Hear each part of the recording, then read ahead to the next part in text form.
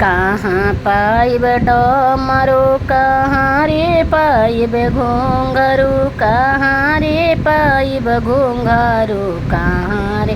पाइब ना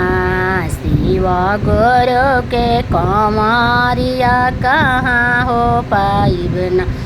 शिव गुरु के कमरिया कहाँ रे पाइब ना बगसर बोलब में पाइब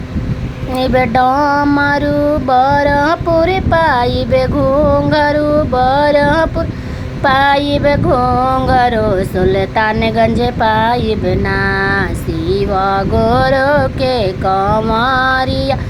सुल्तानगंज पाइब ना शिव गुरु के कमरिया सुल्तानगंज पाइब ना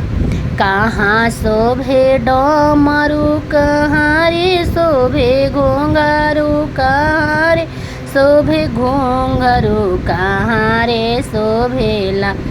शिव गुरु के कमरिया कहाँ रे शोभेला शिव गुरु के कमरिया कहाँ रे शोभेला हाथ में पाइब हाथ में शोभे डमरू कमर में शोभे घुंघरू कमर में शोभे घुंघरू कान्ही पर शोभेला शिव गुरु के कमरिया कान्ही पर शोभेला